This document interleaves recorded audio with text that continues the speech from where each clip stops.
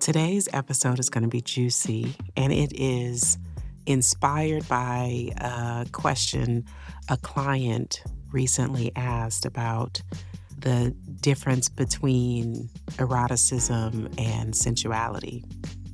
It's kind of like a dance. I like to say dance because eroticism and sensuality move together, but they're not quite the same thing. So I thought after unpacking it with her, I thought it would be a good idea to unpack it with you. So, what's the difference between eroticism and sensuality? I'm going to share a metaphor that I think will make this crystal clear. I love me a good metaphor. Okay, so remember back in the day, and I'm probably going to be dating myself here, but remember when we couldn't just stream any movie we wanted?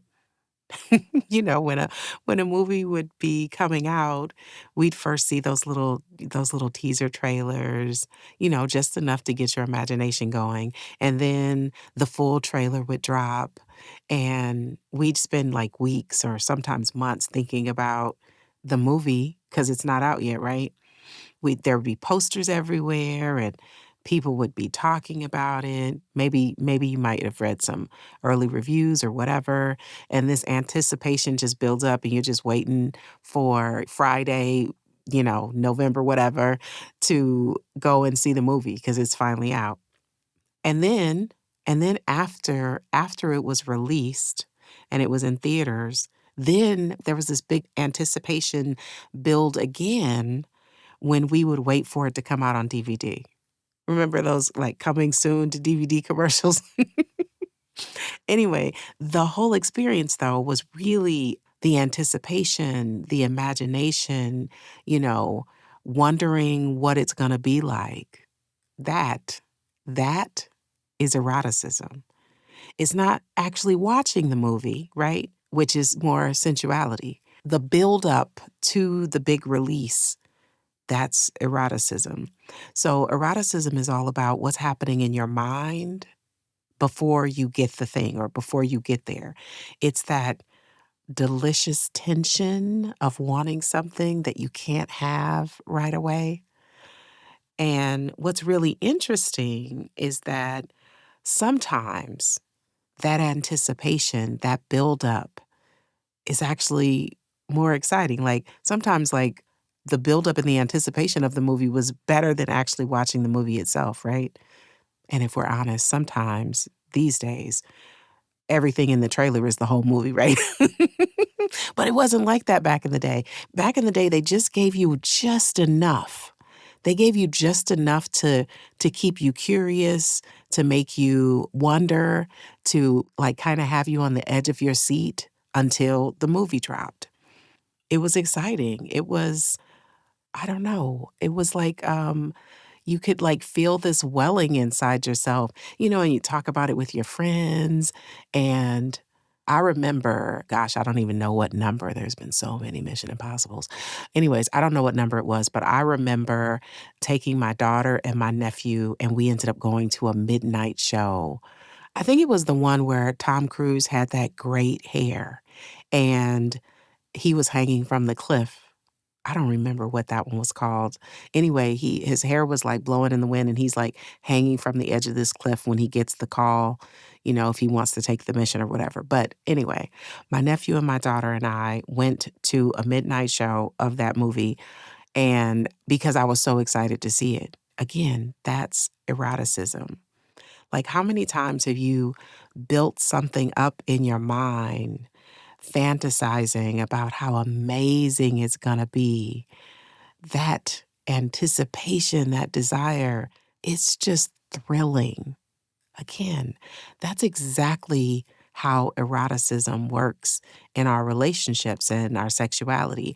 It's not the physical act itself. Remember, that's sensuality. Eroticism is about the energy, the anticipation, the stories we tell ourselves about what's going to happen. That's eroticism. So let's break it down a little bit further. Let's talk about sensuality for a minute. So, sensuality is about being in your body. It's literally about your senses: touch, taste, smell, sound, sight, all of that. Now, going back to the movie metaphor, it's like when you're actually in the theater, you're in the comfort of the seat. Now they've got these great reclining chairs that wasn't a thing back in the day, but you're cradled in the seat. The smell of popcorn is wafting through the air. The surround sound, the Dolby, you're hearing sound from every single place. And then there's this visual feast on the screen, the colors, the texture, the people, the trees, the scenery, all of that. Like all of that. It's immediate pleasure, present moment, like you're in it, right? That's sensuality.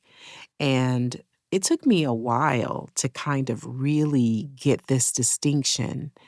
I remember being at a workshop, I don't know, gosh, a long time ago, and the facilitator had us do this exercise where we spent 5 minutes just experiencing an orange, feeling it, smelling it, slowly peeling it, tasting it. It was like, it blew my mind how much pleasure there was in this simple act when we really just slowed down and paid attention to something as simple as peeling an orange. It was like very sensual. It was very sensual. And while sensuality can be sexual, it doesn't have to be. You can have this deeply sensual experience while taking a hot shower or a cold shower. That is also a very sensual experience. When you're getting a massage, the sensation of your bare feet in the grass. Sensuality, in my opinion and in my experience, is about being fully present in your body and fully living through your senses. And again, eroticism, that's different. Eroticism lives in your mind, right? And this idea of eroticism, as I've come to know it, is rooted in Esther Perel, my favorite relationship therapist, rooted in her theory. And here's a quote from Esther. The erotic is not what you do, but about the place you go inside yourself, right? I mean, think about that. Think about how streaming changed our relationships with movies. There's no more waiting anymore, no more anticipation. I mean, they still do trailers, and sometimes on Netflix, you have to, wait a couple of months before you see the movie. But the buildup is very different than it used to be. And then once the movie comes out, you can just watch it anytime. And that's convenient. It's convenient. But have we lost something in this accessibility, in this convenience? That delicious anticipation, that building desire, that's what keeps things exciting. And that's true whether we're talking about movies or relationships. And let me tell you something, that becomes more important as we age because, contrary to what society tells us, eroticism doesn't diminish with age. If anything, it gets deeper. We have more stories, we have more experiences, we have more layers to draw from. Okay, here's an example. Picture yourself getting ready for a date, and this could be with someone new or your current partner. The sensual part might feel like your dress against your skin, the light spritz of perfume, the texture of your lipstick, right? But the erotic, that's the story playing in your head about what might happen later. Just like those movie trailers, you're creating possibilities in your mind, and that's where excitement lives. Let's talk a little bit about how these two concepts and experiences dance and play together, because that's where things get really juicy. Now, we're going to just keep with this movie metaphor. So, in our new streaming age, we have gotten so used to this immediate gratification. You want to watch something? Click. Want to order something? Click. Want to connect with someone? Click. But here's the thing. While that works great for some things, it can actually dampen our erotic energy. And this is something that I see in my clients, especially those in long-term relationships. They come to me saying things like, we still have sex, but it's a little mechanical, or the passion is gone. That's a common one. But what they're actually describing is a relationship that might still have a lot of sensuality. There's a lot of touching and feeling, but it's lost the erotic charge. Again, it's like watching a movie when you've already seen all the spoilers, which is kind of what happens right now. The mystery is completely gone. Like with a client of mine, we'll call her Maria, and she's been struggling with feeling sensual in her changing body, like we do. She's perimenopausal and things feel different. But then she's discovered something fascinating. She has realized that her capacity for eroticism has actually been expanding. Like her imagination is bigger and bolder and more beautiful than it used to be. She's willing to go there deeper, farther than she used to. And now she's creating this anticipation in her daily life, like these little pockets of mystery and possibility. Again, like those old movie trailers. She's learning how to tease herself and her partner. And rather than rushing to the main event, now there's this slow, delicious build. This renewed eroticism is actually making her reconnect in her sensuality in new ways. So the key distinction here is sensuality is something we can access anytime, anywhere, like peeling that orange, right? It's about being present with our senses. But eroticism, that needs space. It needs distance. It needs the gap between desire and fulfillment, just like the space between the trailer dropping and the movie coming out on Friday, right? That space, that gap creates that erotic energy. Esther Perel talks about eroticism and how it thrives on the mysterious, the novel, the uncertain. And that's the reason that long-term relationships, sometimes we struggle with maintaining that erotic energy because we just know each other so well. There's sometimes very little mystery left, or so we think. It's kind of like watching your favorite movie for the 100th times. You know every line, every scene, every ending. But sometimes, if you show up with a beginner's mind, sometimes you see something that you never saw before. You hear a line differently than you heard it before.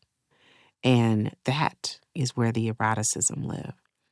Both of them, eroticism and sensuality, they are skills that we can cultivate. They're like muscles that we can strengthen. And for sensuality, it's about practicing presence. It's about slowing down enough to feel, like really feel, and taste and touch and smell and see. It's about being in your body instead of just living in your head.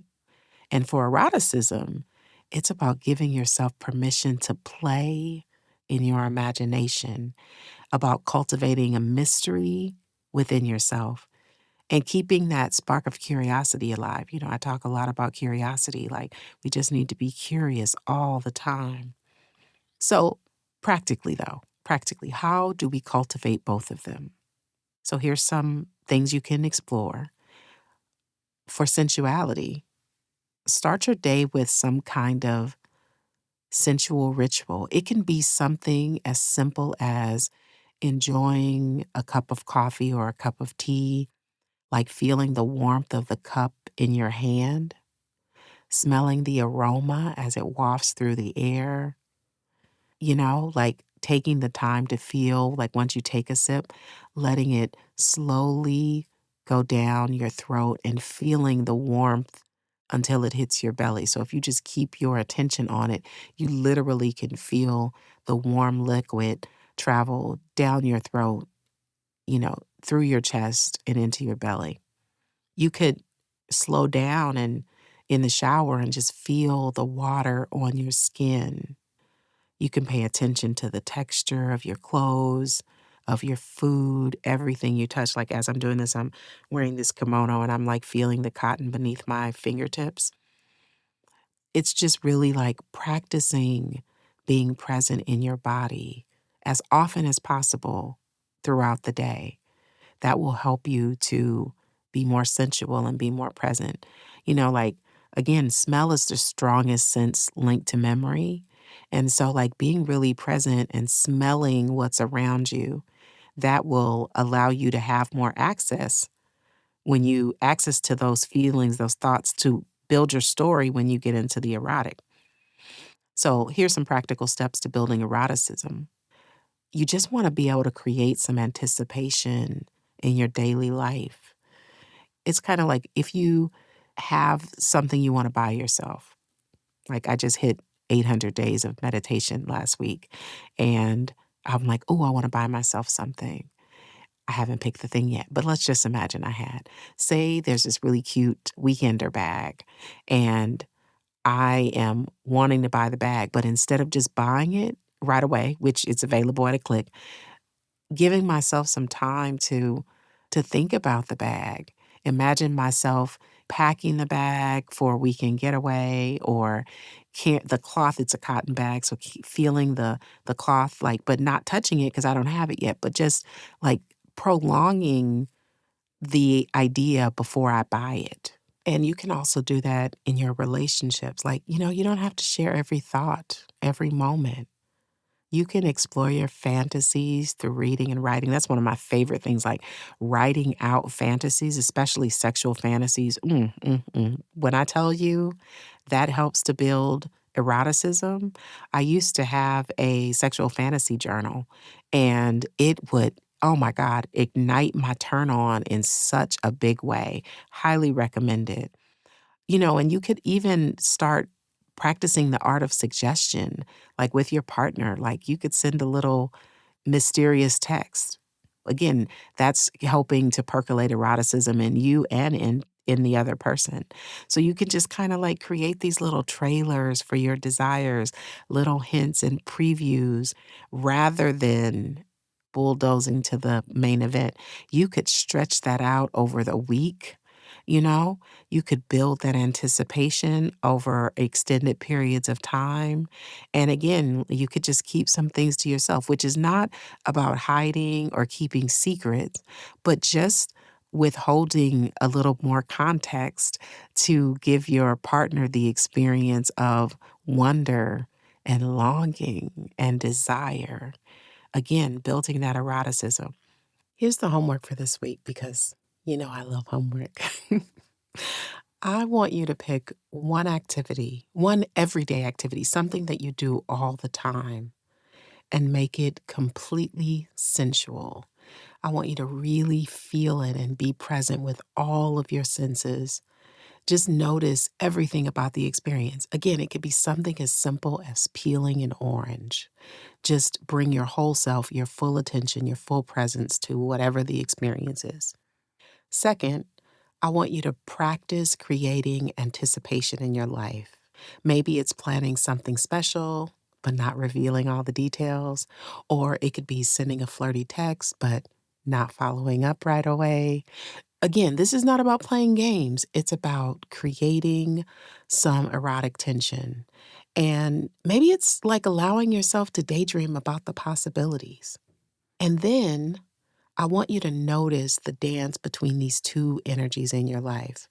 When do you feel more sensual? When do you feel more erotic? And how do these two energies play together within you, right?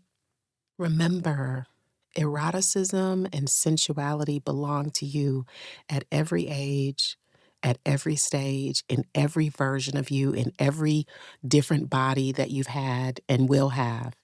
It's not about performing for someone else. It's about connecting with yourself first.